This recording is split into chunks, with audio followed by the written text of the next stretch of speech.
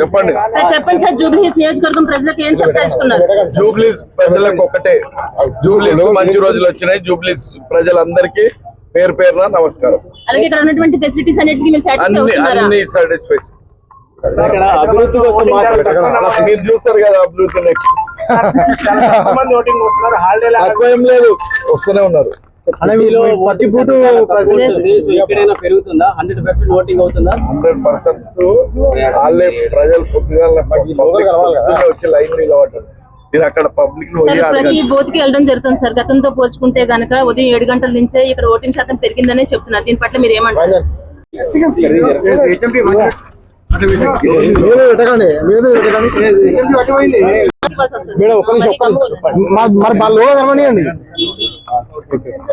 చెప్పండి సార్. చెప్పండి సార్. జూబ్లీహిల్స్ నియోజకవర్గం ప్రజలకు ఏం చెప్పదలుచుకున్నారు? జూబ్లీహిల్స్ ప్రజలకు ఒకటే, జూబ్లీహిల్స్ మంచి రోజులు వచ్చినాయి. జూబ్లీహిల్స్ ప్రజలందరికీ పేరు పేరున నమస్కారం. అలాగే ఇక్కడ ఉన్నటువంటి ఫెసిలిటీస్ అన్నిటికీ మీరు సాటిస్ఫై అవుతున్నారా? అన్ని సాటిస్ఫై. మీరు చూస్తారు కదా అభివృద్ధి. నెక్స్ట్ తక్కువ ఏం లేదు, వస్తూనే ఉన్నారు.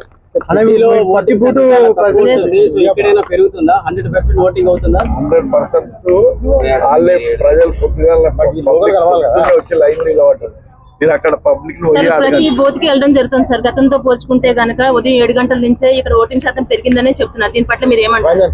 అమ్మా చాలా ఆల్సో పబ్లిక్ పొద్దుగాలనే వాళ్ళే 6 గంటల నుంచే లైన్ కట్టింది.